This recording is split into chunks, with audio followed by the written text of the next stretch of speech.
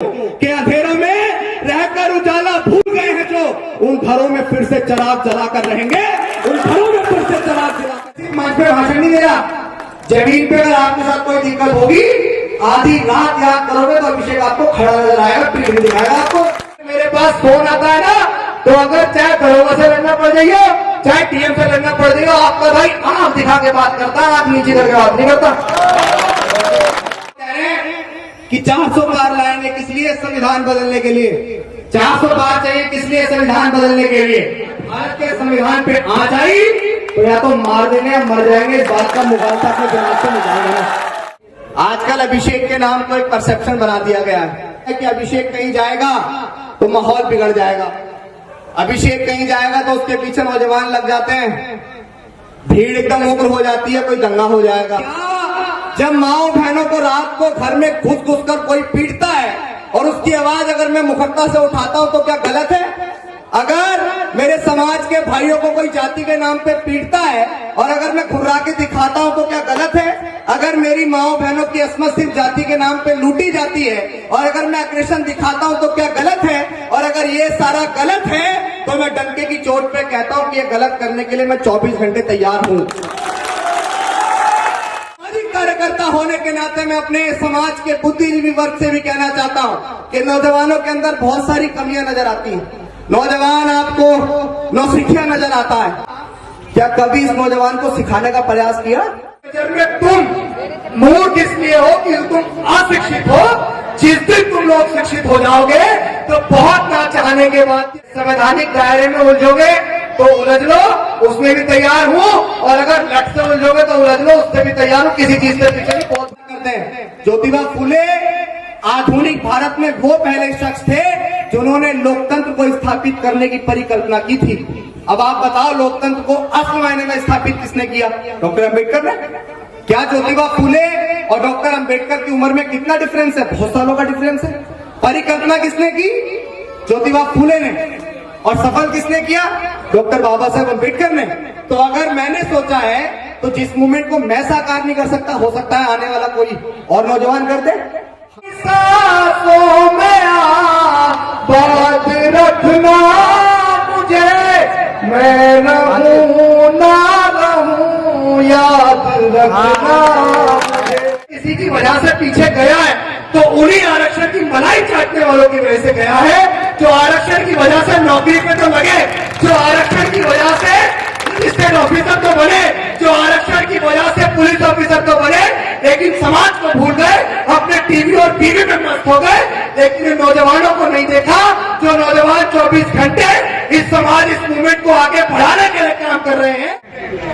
ये एक मुझे 100 रुपए दिए, मैं आपके इस 100 रुपए की कद करते हुए आपको एक विश्वास दिलाता हूं कि ये 100 रुपए मेरे लिए सिर्फ महज 100 रुपए नहीं है, ये मेरे लिए लाख और करोड़ के बराबर है, क्योंकि पैसा मायने नहीं रखता, आपका विश्वास मायने रखता है। कोई किसी को 1 रुपया नहीं देता। अगर मुझे इन्होंने 100 रुपए दिए तो 100 रुपए के पीछे छिपा इनका विश्वास कितना बड़ा है। मैं उस विश्वास की कदर करते हुए आपको विश्वास दिलाता हूं कि समाज के मान सम्मान स्वाभिमान पर कभी भी ठेस आएगी और हमारी जरूरत पड़ेगी कि गर्दन कटा के उस स्वाभिमान को बचाना है तो गुरेज नहीं करेंगे।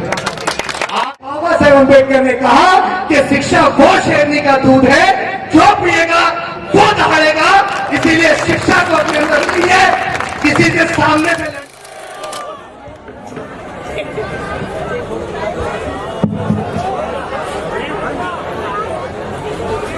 सब लोगों को आगे करो पहले फटाफट।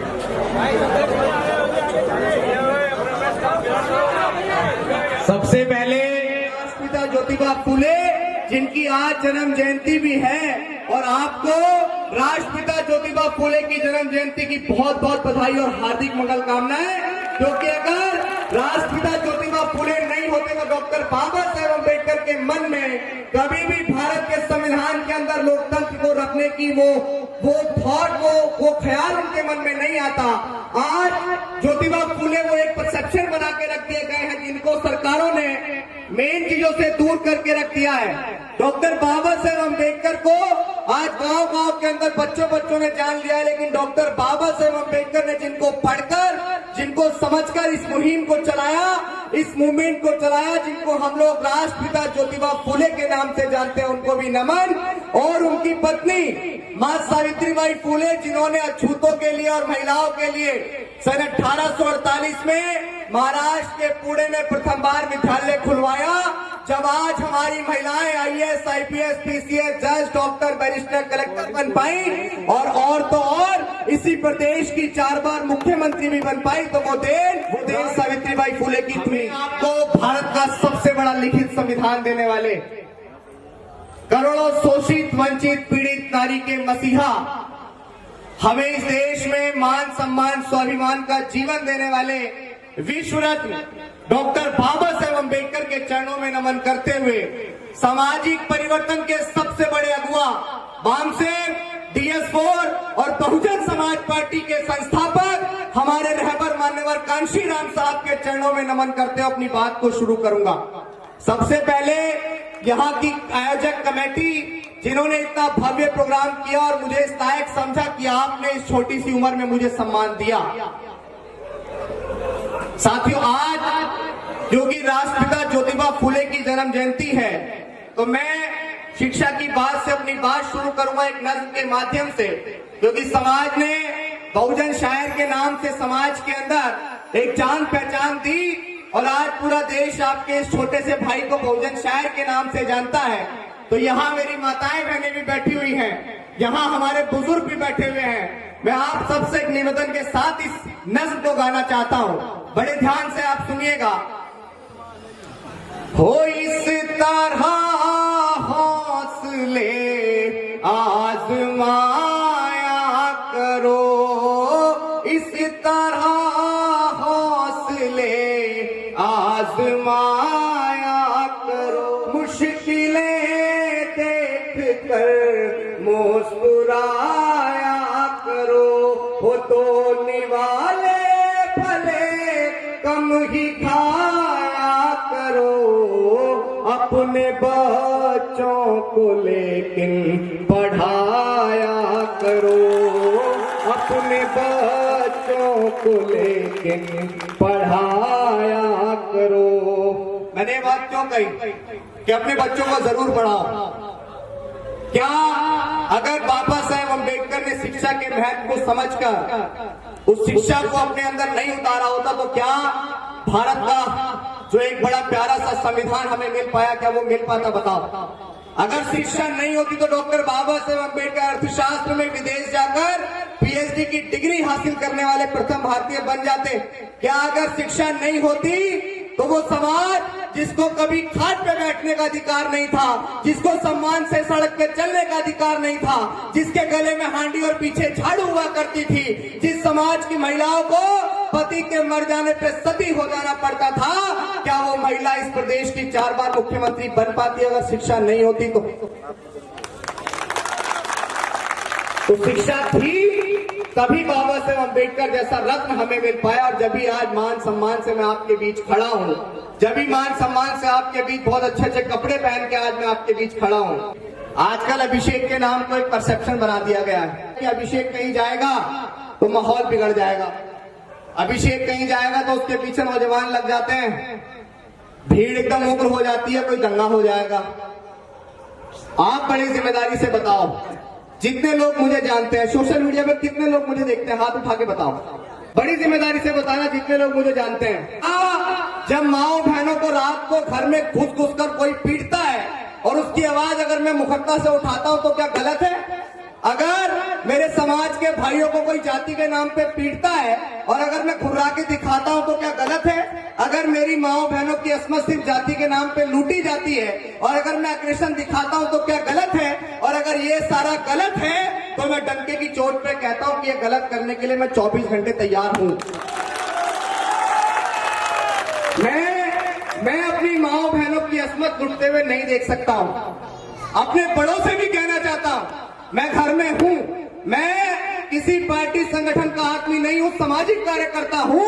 और सामाजिक कार्यकर्ता होने के नाते मैं अपने समाज के बुद्धिजीवी वर्ग से भी कहना चाहता हूं कि नौजवानों के अंदर बहुत सारी कमियां नजर आती हैं। नौजवान आपको नौसिखिया नजर आता है। नौजवान लगता है यार क्या कर रहा है, घर से निकल रहा है, खामे खा शायरी कर रहा है, कुछ नहीं कर रहा। क्या कभी इस नौजवान को सिखाने का प्रयास किया? क्या कभी इस नौजवान को यह बताने का प्रयास किया कि बेटा ये किताब ऐसे नहीं उठेगी, ऐसे उठेगी? कभी बताने का प्रयास किया? नहीं किया।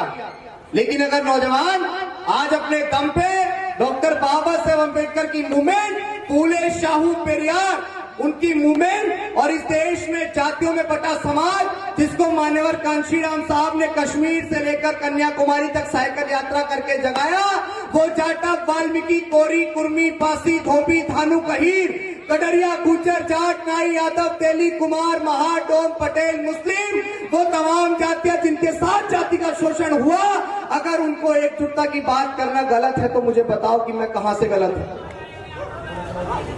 क्यों ऐसा परसेप्शन समाज के बीच बना दिया जाता है कि नौजवान कोई काम करने निकलता है तो वो गलत है?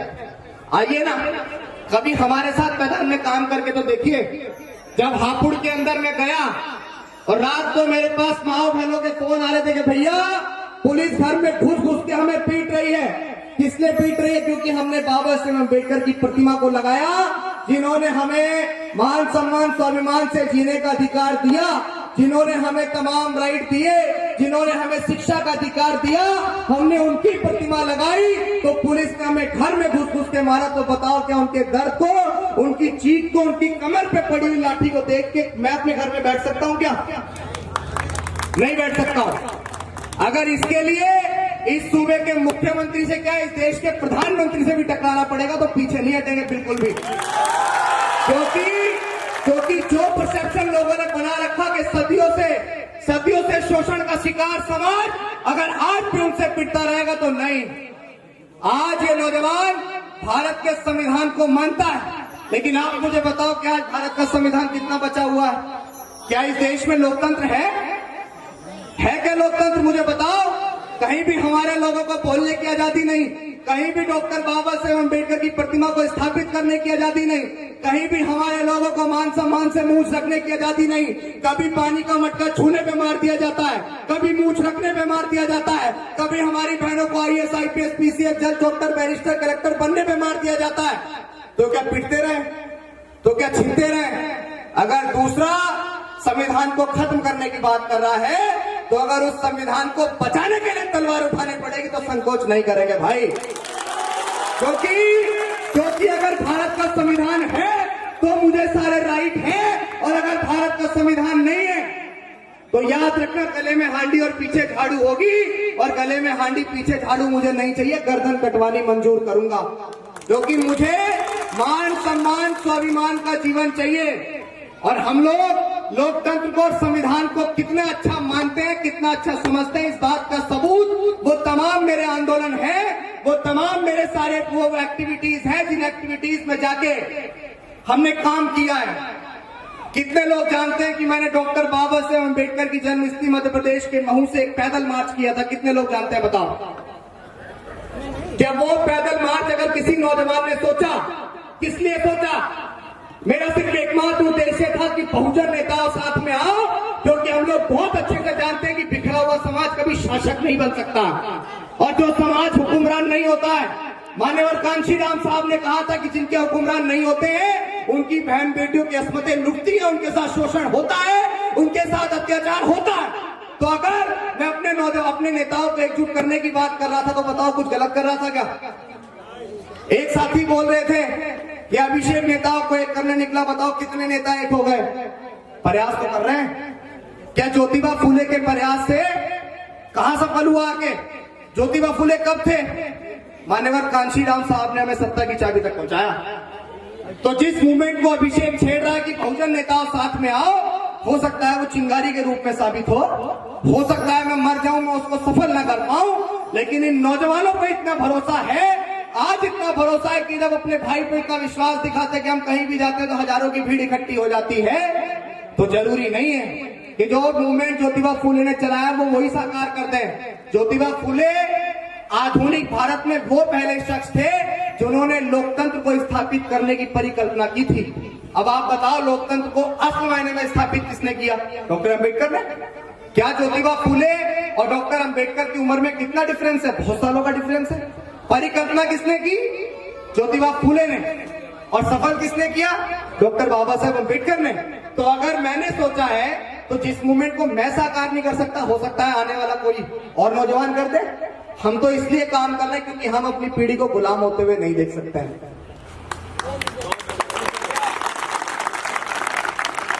बहुत सारे लोगों को क्या लगता है कि नौजवान घर से नहीं निकलने चाहिए, मुकदमे लग जाएंगे, जेल चले जाएंगे, लाठियां लग जाएंगी। क्या गलत कर रहे हैं? क्या लड़की छेड़ने के मामले में जेल जा रहे हैं? क्या कहीं चोरी चकारी करके जेल जा रहे हैं? क्या किसी का कत्ल मर्डर करके जेल जा रहे हैं? अगर जेल जा रहे हैं तो भारत के संविधान को बचाने के लिए, क्योंकि सरकार उस संविधान को खत्म करना चाहती है, वो उस खेमे में खड़ी है। और हम संविधान को बचाना चाहते हैं, हम उस खेमे में खड़े हैं। और अगर भारत के संविधान को बचाने में मुकदमे लगते हैं तो एक नहीं 1 लाख मुकदमों का स्वागत है, क्योंकि जेल क्रांतिकारियों का गहना होती है। नौजवान, क्यों नौजवानों को नौसिखिए कहा गया? कहते हैं ना, नौजवान नौसिखिए होता है। नौजवान तो भगत सिंह भी थे। 23 साल की उम्र में देश की आजादी के लिए हंसते हंसते फांसी के फंदे को चूम के चरखे से मिली। क्या आजादी है? आजादी तो फांसी पे झूलने से मिली। और अपने समाज के लिए मरना पड़ा तो संकोच नहीं करूंगा, बिल्कुल संकोच नहीं करूंगा। एक बार नहीं 1000 बार साबित किया है कि 100 बार तमन्ना से उतरे गहरे पानी में, कि 100 बार तमन्ना से उतरे गहरे पानी में इस समाज की प्यास बुझा कर रहेंगे। और जो सिर झुके तो नहीं थे, दबाए गए थे, उन सिरों को फिर से उठा कर रहेंगे। और अंधेरों में रहकर उजाला भूल गए हैं जो, कि अंधेरों में रहकर उजाला भूल गए हैं जो, उन घरों में फिर से चिराग जलाकर रहेंगे, उन घरों में फिर से चिराग जलाकर रहेंगे। ये समाज, जिस समाज की इस उत्तर प्रदेश में 4-4 बार कभी सरकार हुआ करती थी, अगर उस समाज का कोई व्यक्ति कोई बूढ़ा पट्टी धोती में भी पहुंच जाया करता था तो दरोगा अपनी कुर्सी छोड़ दिया करता था। वो सत्ता की ताकत है। और अभिषेक सामाजिक परिवर्तन के उस मूवमेंट को लेकर निकला है, जिस मूवमेंट को कभी मान्यवर कांशीराम साहब लेकर निकले थे। मैं कभी भी सच बोलने से संकोच नहीं करता हूँ। मान्यवर कांशीराम साहब 9 अक्टूबर 2006 को में छोड़कर गए थे। मेरी माताएं बहनें यहाँ बैठी हुई हैं, मेरे नौजवान साथी भी यहाँ बैठे हुए हैं। मैं आपसे भी बड़े जिम्मेदारी से कहना चाहता हूँ कि मान्यवर कांशीराम साहब अगर नहीं होते, बाबा साहेब अंबेडकर को मरणोपरांत भी अगर जीवित करने वाला कोई शख्स था तो वो शख्स था मान्यवर कांशीराम साहब। क्योंकि अगर मान्यवर कांशीराम साहब नहीं होते तो आज डॉक्टर बाबा साहेब अंबेडकर की जय जयकार नहीं हो रही होती। और आज मान्यवर कांशीराम साहब का क्या सपना था, बाबा साहेब अंबेडकर का क्या सपना था? वो हमें इस देश का हुक्मरान बनाना चाहते थे। लेकिन 2006 को मान्यवर कांशीराम साहब हमें हमारे बीच से छोड़कर चले गए। 9 अक्टूबर की डेट थी। उनके बाद उनका सामाजिक परिवर्तन का मूवमेंट कहां है? राजनीतिक अस्तित्व की लड़ाई तमाम लोग लड़ रहे हैं, लेकिन मुझे बताओ कि आज इस देश में सामाजिक परिवर्तन की लड़ाई कोई लड़ रहा है? क्या समाज का एक भी व्यक्ति आपको दिखता है जो सामाजिक परिवर्तन की लड़ाई लड़ रहा है? क्या है सामाजिक परिवर्तन? सामाजिक परिवर्तन उसे कहते हैं कि अगर मुझे कोई तकलीफ है तो मेरा भाई चाहे बसपा से हो, चाहे असपा से हो, चाहे वो अन्य किसी राजनीतिक दल से हो, लेकिन जब मेरे साथ सामाजिक भेदभाव हुआ है तो सामाजिक एकता दिखाते हुए मेरे साथ खड़ा हो। यह है सामाजिक परिवर्तन।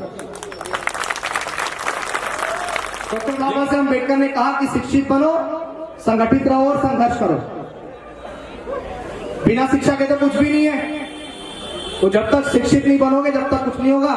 वरना ये बड़े बूढ़े सफेद बाल वाले तुम्हें यही कहते रहेंगे कि नौजवान नौसिखिए हैं। अगर इनको बताना है कि तुम नौसिखिए नहीं हो तो पहले शिक्षा को भी अपने अंदर लाना पड़ेगा। और मैं ये भी आपको बड़ी जिम्मेदारी से कह देता हूँ कि जो कोई सा भी मूवमेंट हो, अगर उस मूवमेंट को सफल करना है तो नौजवानों के हाथ में नेतृत्व देना पड़ेगा।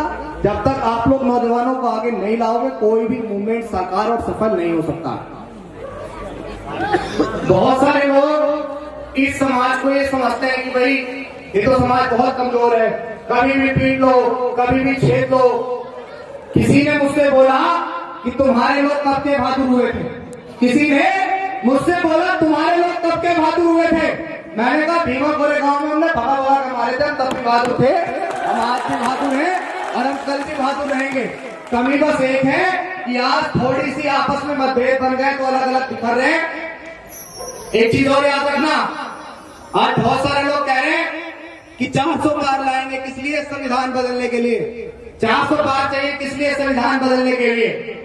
तो देखो, कुछ भी करना लेकिन भारत के संविधान की तरफ आंख उठा के मत देखना, क्योंकि जिन्होंने इस देश का संविधान बनाया उनके वंशज अभी जिंदा है, और अगर भारत के संविधान पे आंच आई तो या तो मार देंगे या मर जाएंगे। इस बात का मुगालता अपने दिमाग से निकालेंगे।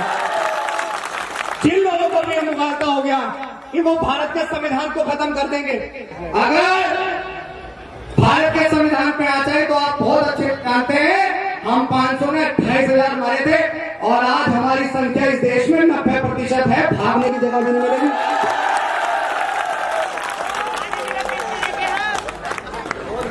मैं आपके बीच यहाँ थोड़ा सा दुख भी शेयर करना चाहता हूं।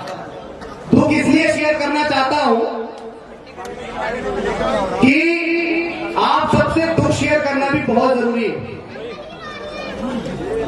आप लोग बहुत अच्छे से जानते हैं कि मैं वर्तमान समय में किसी भी पार्टी, संगठन, पॉलिटिक्स का हिस्सा नहीं हूं। जानते हैं ना?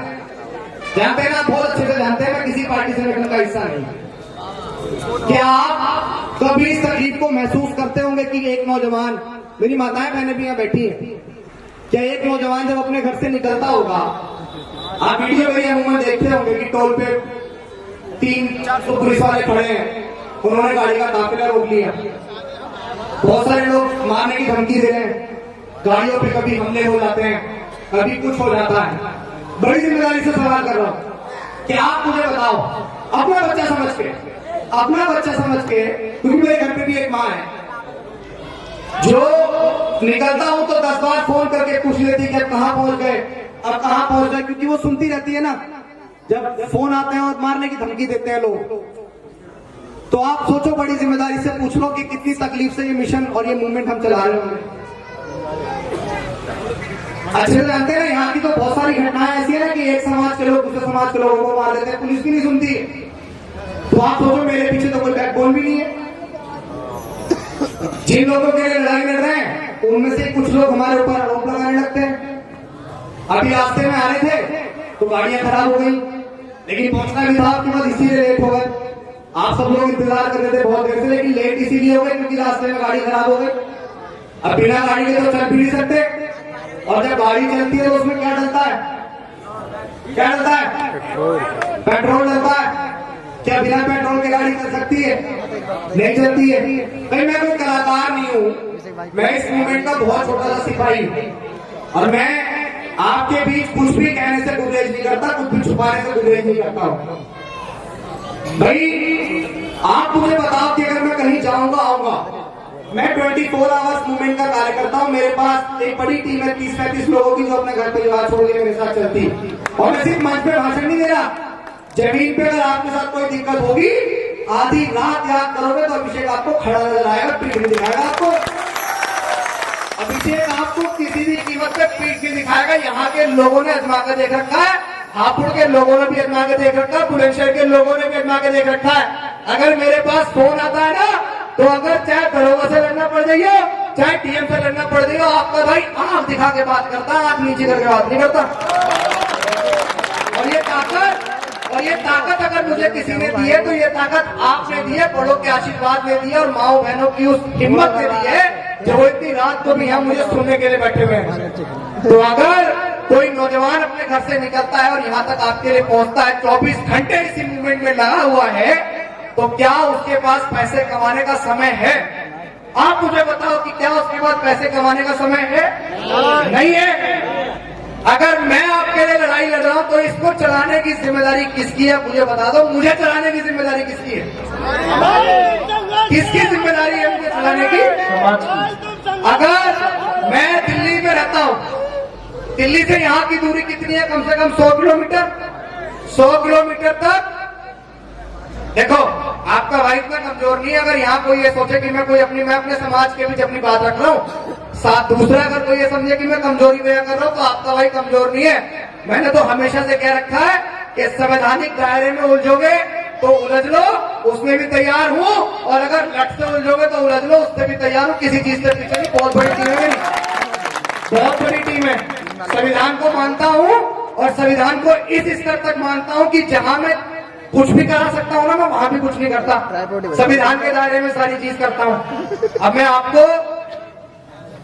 कुछ नज़में सुना देता हूँ, क्योंकि मैं बड़े दुख और तकलीफ से लिखता हूँ, महापुरुषों को पढ़ के लिखता हूँ। और जब तक आप अपने महापुरुषों को नहीं पढ़ेंगे, ख्याल चलो रही है इधर,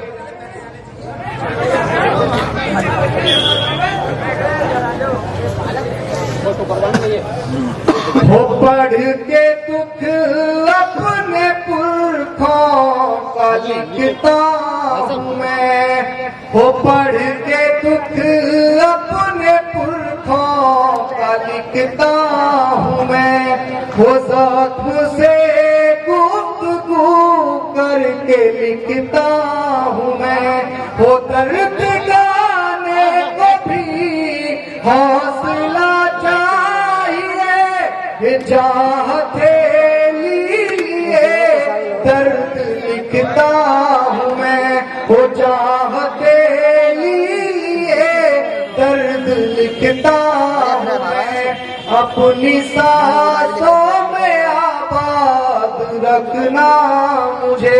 मैं आपसे कह रहा हूँ, हो अपनी सांसों में आबाद रखना मुझे, हो अपनी सांसों में आबाद रखना मुझे, मैं रहूं ना रहूं याद रखना मुझे, मैं रहूं ना रहूं याद रखना मुझे। मैं ये बात क्यों कह रहा हूँ कि मैं रहूं ना रहूं याद रखना मुझे? हाँ तो बस इनको बोल, क्योंकि नहीं पता कि कब आपके पीछे खबर आ जाए कि अभिषेक को कहीं गोली मार के मार दिया या अभिषेक को कहीं ऐसे मार दिया, क्योंकि नहीं पता कुछ भी।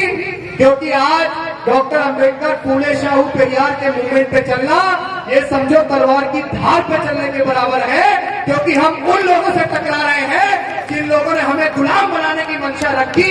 और आने वाले 2024 में, आने वाले 2024 में अगर वो लोग पुनः स्थापित हो गए तो भारत के संविधान के ऊपर बहुत बड़ा खतरा है। और जब उस खतरे को बचाने हम लोग जाएंगे तो वो जिस स्तर तक जाए वो उस स्तर तक काम कर सकते हैं। ये फौज ने मुझे 100 रुपए दिए, मैं आपके इस 100 रुपए की कद्र करते हुए आपको एक विश्वास दिलाता हूं कि ये 100 रुपए मेरे लिए सिर्फ महज 100 रुपए नहीं है, ये मेरे लिए लाख और करोड़ के बराबर है। क्योंकि पैसा मायने नहीं रखता, आपका विश्वास मायने रखता है। कोई किसी को 1 रुपया नहीं देता। अगर मुझे इन्होंने 100 रुपए दिए हैं तो 100 रुपए के पीछे छिपा इनका विश्वास कितना बड़ा है। मैं उस विश्वास की कदर करते हुए आपको विश्वास दिलाता हूँ कि समाज के मान सम्मान स्वाभिमान पे कभी भी ठेस आएगी और हमारी जरूरत पड़ेगी कि गर्दन कटा के उस स्वाभिमान को बचाना है तो गुरेज नहीं करेंगे, आपके मान सम्मान को कतई झुकने नहीं देंगे। सबसे पहले बहुत सारे लोग आज बाबा साहेब अम्बेडकर को गालियां भी बकते हैं, बहुत सारे लोग भारत के संविधान को बदलने की बात भी करते हैं। तो मैं उनसे भी कहना चाहता हूं कि हम अम्बेडकरवादी हैं बेटा, कि हम अम्बेडकरवादी हैं बेटा। जिस दिन औकात पे आ गई ना तो तुम्हारी सारी गर्मी झाड़ लेंगे। और बाबा साहेब को गाली मत देना दोबारा, कि संविधान को बदलने की बात मत करना दोबारा, वरना हम भी कानून भूल गए ना तो जितनी तुम्हारी लंबाई है उससे तुम ना जमीन में गाड़ देंगे। ये वो शेर है जिस शेर ने पूरे देश में मुझे एक पहचान दी। और अगर मैं इस बात को कह रहा हूं तो सिर्फ कहने पे नहीं, अजमा के देख लेना, अपना इलाज अपने पास रखना, खुदाई देख लेना कि गाड़ना कहाँ है। अगर संविधान पे आ जाएगी तो गाड़ देंगे, तो गाड़ ही देंगे। अगर मुझे और सुनना चाहते हो तो हाथ खड़े करो, वरना धन्यवाद कह के अपनी बात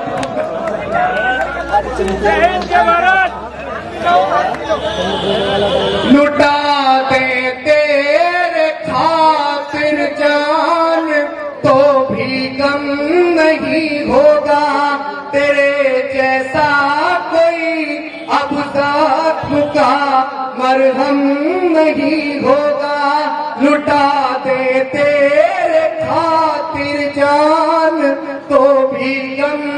नहीं होगा तेरे जैसा कोई, अब ज़ख्म का मरहम नहीं होगा। पढ़ा तुझको तो एक शायर के दिल की धड़कने बोली, कई सदियों तलक अब दूसरा बेड़कर नहीं होगा। कई सदी देखो, मैं कलाकार तो होगी, कलाकार तो भाई साहब बैठे हुए भी तो गले बैठ जाता कभी भी, क्योंकि लगातार चलना भी होता है। ये धनराशि आ रही है, इसके लिए बहुत बहुत धन्यवाद, क्योंकि जेब में और अकाउंट में सिर्फ मात्र 27 रुपए और 9 पैसे बचे हुए हैं, और आपका ये जो पेमेंट मेरे पास आ रहा है ये उस अकाउंट के पैसे को थोड़ा सा बढ़ा देगा और हम फिर से मूवमेंट में अच्छे से काम कर पाएंगे। देखो, जब खुशी के प्रोग्राम होते हैं उनमें जो आप सहयोग करते हैं और जो बच जाता है, फिर जब किसी की दुख मुसीबत और पीड़ा में हम जा रहे होते हैं, आप कितने लोगों ने देखा कि मैं कासगंज के अंदर एक लड़के को मार दिया, मैं वहां गया था। कितने लोगों ने देखा कि रामपुर के अंदर बोर्ड लगाने में मार दिया, मैं वहां गया था। कितने लोगों ने देखा कि आगरा के अंदर एक बच्चे को मार दिया था जाति पे पत्थर से मार मार के, मैं वहां गया था। कहीं भी उत्पीड़न में जाने में क्या कोई पैसे देता है? क्या मैं उनसे पैसे मांगूंगा कि मैं आपके उत्पीड़न में आपकी मदद करने जाऊंगा जब आप मेरी मदद करो? तो जब ऐसे खुशी के प्रोग्राम होते हैं, देखो यहाँ बहुत सारे लोग बैठे, यथा मत लेके जाना, सब अपने ऊपर मत लेके जाना। डॉक्टर बाबा साहब अम्बेडकर ने एक बात कही थी, पे बैक टू सोसाइटी, और पे बैक टू सोसाइटी उन लोगों के लिए कही थी कि भारत का संविधान बनने के बाद जितने लोग नौकरी पेशे पे लगेंगे वो अपनी कमाई का 5% हिस्सा उन लोगों पे खर्च करेंगे जो मेरी मूवमेंट को आगे बढ़ाने का काम कर रहे हैं। अगर यह मूवमेंट किसी की वजह से पीछे गया है तो उन्हीं आरक्षण की मलाई चाटने वालों की वजह से गया है, जो आरक्षण की वजह से नौकरी पे तो लगे, जो आरक्षण की वजह से स्टेट ऑफिसर तो बने, जो आरक्षण की वजह से पुलिस ऑफिसर तो बने, लेकिन समाज को भूल गए, अपने टीवी और टीवी में मस्त हो गए, लेकिन नौजवानों को नहीं देखा। जो नौजवान 24 घंटे इस समाज, इस मूवमेंट को आगे बढ़ाने के लिए काम कर रहे हैं, उनकी वजह से मूवमेंट खराब हुआ। अगर हमें आपके लिए अपनी खाल भी उतारनी पड़ेगी तो उतार देंगे, धीरे धीरे बीमारियां लग जाएंगी वो भी देख लेंगे, लेकिन आप लोगों से इतना कहूंगा कि विश्वास बना के रखना अपने अंदर। नौजवानों, अपने अंदर शिक्षा की चीजों को ऑब्जर्व करो। इन बड़े बूढ़ों की नजर में तुम मूर्ख इसलिए हो कि तुम अशिक्षित हो। जिस दिन तुम लोग शिक्षित हो जाओगे तो बहुत ना चाहने के बाद भी अभिषेक यादव सियाने जैसे मंचों से दहाड़ता रहेगा, और जब तक आता रहेगा जब तक आप लोग बुलाते रहेंगे। और अगर मेरे पास शिक्षा नहीं होती, मैंने बाबा साहब अम्बेडकर की लिखी हुई किताब द एलिमिनेशन ऑफ कास्ट को नहीं पढ़ा होता, अगर मैंने बाबा साहब अम्बेडकर की लिखी हुई किताब तथागत बुद्ध और उनके धम्म को नहीं पढ़ा होता, अगर मैंने मान्यवर कांशीराम साहब के द्वारा लिखी किताब चमचा युग को नहीं पढ़ा होता, अगर मैंने ज्योतिबा फूले के द्वारा लिखी गई किताब गुलामगिरी को नहीं पढ़ा होता, तो आपके बीच नौजवान दहाड़ नहीं रहा होता। इसीलिए शिक्षा के अंदर जो पावर है वो पावर किसी के अंदर नहीं है। बाबा साहेब अम्बेडकर ने कहा कि शिक्षा वो शेरनी का दूध है, जो पिएगा वो दहाड़ेगा। इसीलिए शिक्षा को अपने अंदर चाहिए, किसी के सामने से लड़ने में चाहिए, क्योंकि सरकार, पानी पी लूंगा बाद में, बहुत साल तक आपके बीच जीवित रहूंगा, इतनी जल्दी मरूंगा भी नहीं, क्योंकि मेरे कंधों पे समाज ने बहुत सारी जिम्मेदारी दी है।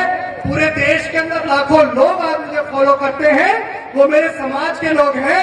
एक भाई बार बार कह रहे थे कि सोशल मीडिया स्टार, मैं कोई सोशल मीडिया स्टार नहीं हूँ। जिस दिन डॉक्टर बाबा साहेब अम्बेडकर का नाम लेना बंद कर दूंगा तो मुझे ये समाज फिर से खाक में मिला देगा। अगर मेरी पहचान है तो इसलिए है क्योंकि मैं डॉक्टर बाबा साहेब अम्बेडकर का नाम लेता हूँ। मैं कोई स्टार नहीं हूँ, आपके समाज का छोटा सा कार्यकर्ता हूँ। मैं आपसे ये भी नहीं कहूंगा कि मैं आपका कोई बहुत बड़ा लीडर हूँ। इतना कहूंगा कि जब मन करे अजमा लेना। आपकी खुशी में आपके बीच में आ पाऊं, लेकिन आपके दुख में, आपकी तकलीफ में आपसे ये नहीं कहूंगा कि भाई मैं नहीं आ पाऊंगा। आपके पास हमेशा खड़ा रहूंगा। गले ने साथ छोड़ दिया, वरना और भी बहुत देर आपसे बोलता। ये दर्द करने लगते हैं। लगातार मीटिंगें और सारी चीजें होती रहती है। बहुत बहुत धन्यवाद, बहुत बहुत साधुवाद। मेरे साथ ये अपना विश्वास, ये प्यार, ये प्रेम ऐसे ही बनाए रखना। और मैं आपसे ये भी कहना चाहता हूँ कि ये जो आबो हवा है, जिस जनपद के अंदर हूँ, बहुत सारे लोग कम जानते हैं, मैं दिल्ली के अंदर बेशक रहता हूं, लेकिन इसी आबो हवा के अंदर मेरे पुरखे रहे हैं, क्योंकि मैं जनपद बुलंदशहर का ही रहने वाला हूं।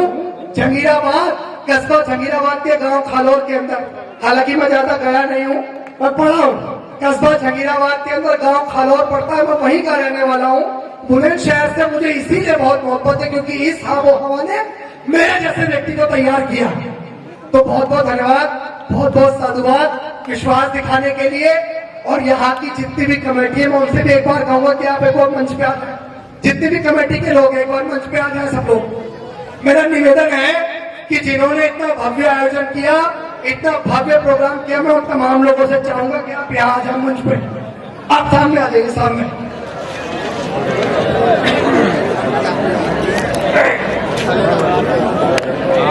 मंच का